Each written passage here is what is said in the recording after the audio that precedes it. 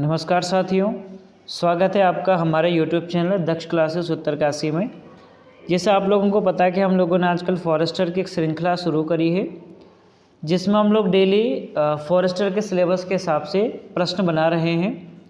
तो आज श्रृंखला का जो आपके पास प्रथम प्रश्न रहेगा, फर्स्ट क्वेश्चन रहेगा, वो इस प्रकार से रहेगा। निम्नलिखित में से किसे वर्गीकी का जनक कहा जाता है? फादर ऑफ टैक्सोनॉमी कहा जाता है। 4 ऑप्शन दे रखे हैं। पहला ऑप्शन आपके पास है मेंडल को बोलते हैं, लीनियस को बोलते हैं, खुराना को बोलते हैं या एंगलर को बोलते हैं। इसका सही जवाब हो जाएगा जो आपके पास लीनियस हैं। लीनियस को आप क्या बोलते हैं? वर्गीकी का जनक बोलते हैं, फादर ऑफ टैक्सोनॉमी कहा जाता है। इसी प्रकार श्रृंखला का जो दूसरा प्रश्न होगा वो इस प्रकार से होगा। सिस्टमा नेचुरा पुस्तक लिखी है, यानी कि जो पुस्तक है इसके लेखक आपके पास कौन है? तो ऑप्शन है डार्विन, लीनियस, लेमार्क या वुफॉन करके। तो सही जवाब हो जाएगा सिस्टमा नेचुरा लीनियस द्वारा लिखी गई पुस्तक है। तीसरा प्रश्न है वर्गीकरण की आधार या इकाई है, यानी कि जो आपके पास टैक्सोनॉमी है, टैक्सोनॉमी की इकाई आपके पास क्या होती है? पहला स्पीशीज, दूसरा ऑर्डर, तीसरा कुल, चौथा हो जाएगा वर्ग। तो जो वर्ग होते हैं वर्ग की आपके पास क्या होती है? इकाई होती है। अगला प्रश्न है चौथे नंबर का प्रश्न, आलू किस कुल से संबंधित है?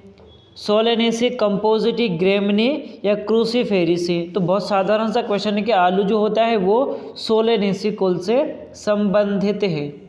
अगला प्रश्न है पांचवा प्रश्न, कपास किस कुल से संबंधित है? तो कपास की जो फैमिली होगी वो हो जाएगी आपके पास मालवेसी, यानी कि मालवेसी फैमिली से संबंधित होता है हमारा कपास। अगला प्रश्न है बैंगन किस कुल से संबंधित है, यानी कि जो ब्रिंजल होता है वो किस फैमिली से बिलोंग करता है? तो सही जवाब हो जाएगा आपके पास सोलेनेसी से। सोलेनेसी से संबंधित होता है आपका ब्रिंजल। अगला प्रश्न है 7वें नंबर का प्रश्न है, कपास के पौधे का वंशीय नाम है, यानी कि generic name of cotton plants.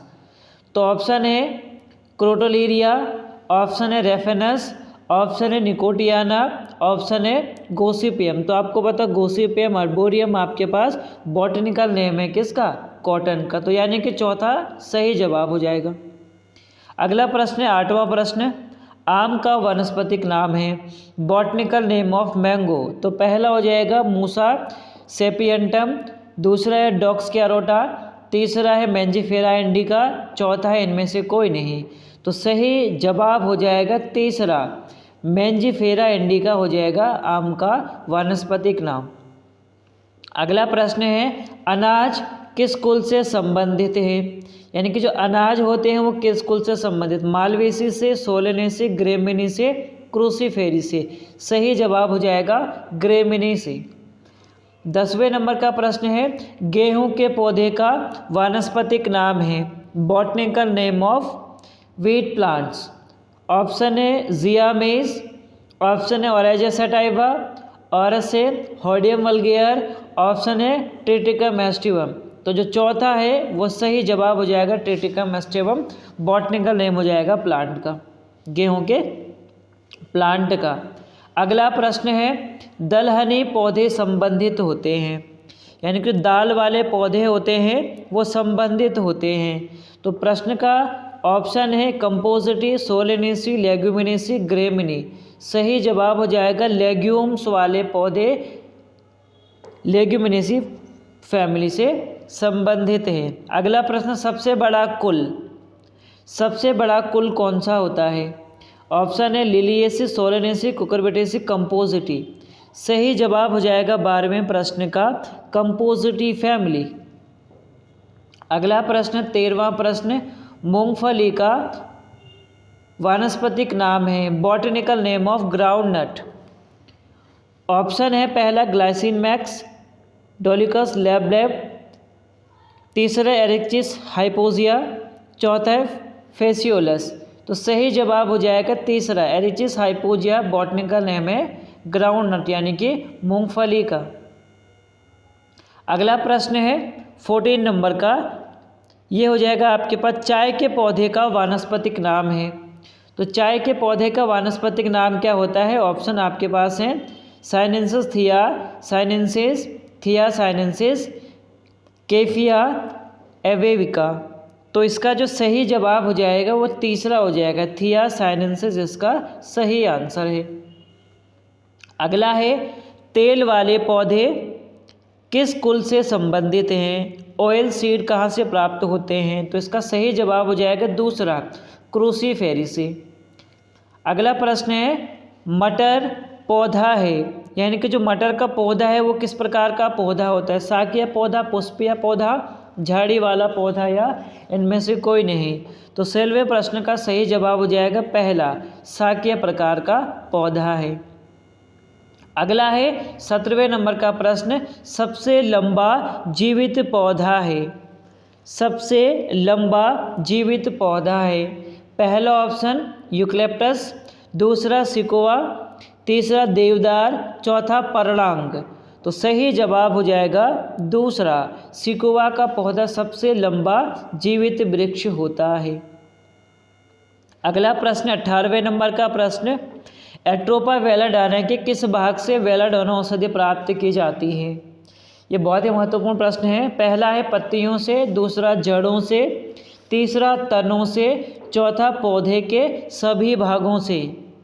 तो 18वें प्रश्न का सही जवाब हो जाएगा पत्तियों से, यानी कि पहला सही जवाब हो जाएगा। अगला प्रश्न है 19वें नंबर का प्रश्न, एफेड्रा पौधे का कौन सा भाग एफेड्रिन औषधि उत्पन्न करता है? यानी कि एफेड्रिन जो औषधि होती है वो एफेड्रा पौधे के किस भाग से प्राप्त होती है? ऑप्शन है रूट से, स्टेम से, लीफ से, फ्लावर से। तो सही जवाब हो जाएगा तने से। अगला प्रश्न है कपास के रेशे प्राप्त होते हैं, यानी कि जो आपके पास कॉटन के जो फाइबर होते हैं वो प्राप्त होते हैं।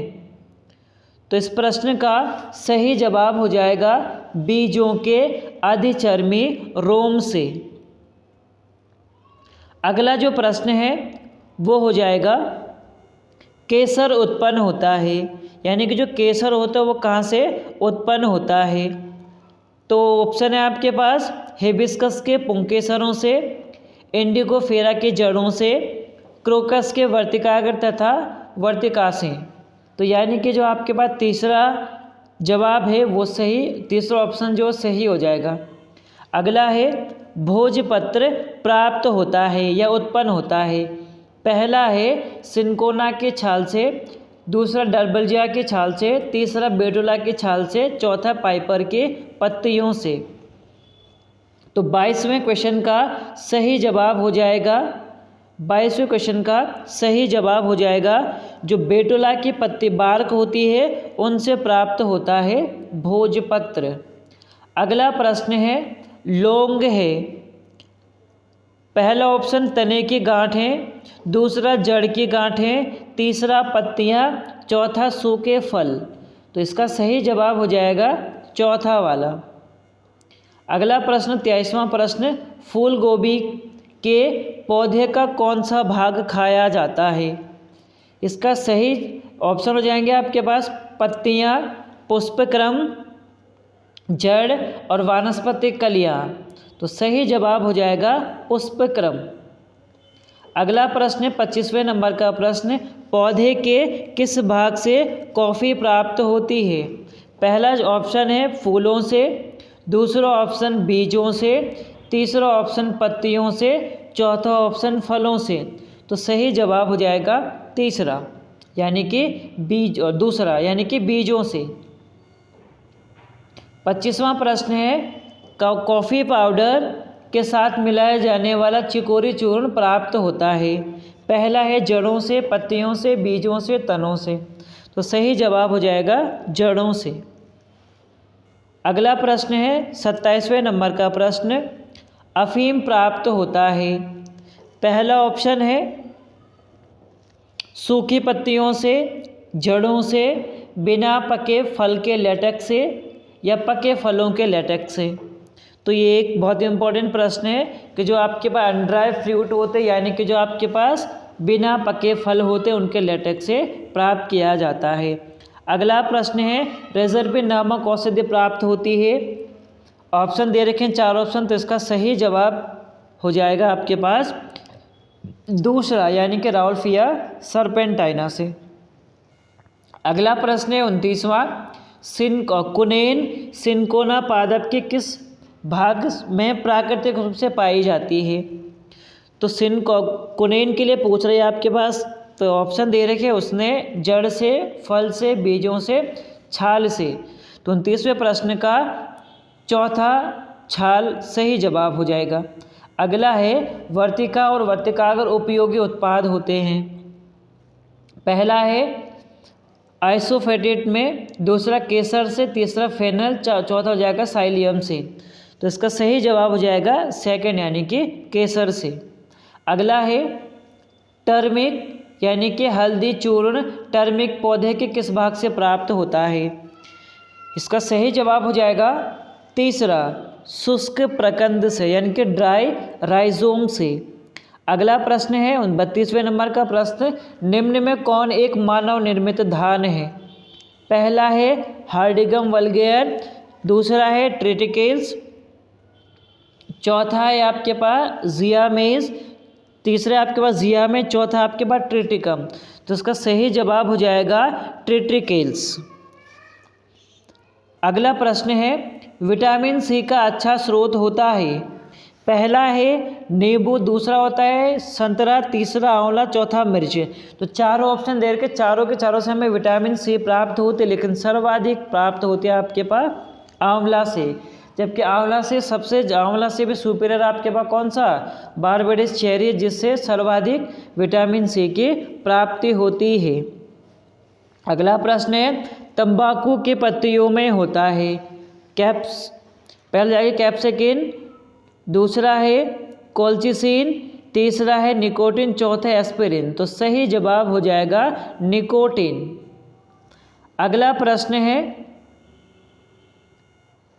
उच्च रक्तदाब को रोकने हेतु औषधि प्राप्त होती है। पहला है डिजिलेटिस की जाति से, सिनकोना की जाति से, राउल्फिया की जाति से, या पेपरवर्क की जाति से। तो ये बहुत इंपॉर्टेंट क्वेश्चन है कि हम लोग ब्लड प्रेशर को कंट्रोल करने के लिए राउल्फिया की प्रजाति का उपयोग करते हैं। अगला प्रश्न है, भारत के प्रमुख धान्य फसल से। पहला चावल, दूसरा ज्वार, तीसरा गेहूं, चौथा मक्का। तो सही जवाब हो जाएगा चावल। अगला प्रश्न है, दालें किसका एक अच्छा स्रोत होती हैं। पहला जवाब प्रोटीन्स, दूसरा कार्बोहाइड्रेट, तीसरा वसा, चौथा सेलुलोज। तो सही जवाब हो जाएगा दालें प्रोटीन के उच्चतम स्रोत होती हैं। अगला प्रश्न है, किस वानस्पतिक खाद्य में अधिकतम प्रोटीन्स होती हैं।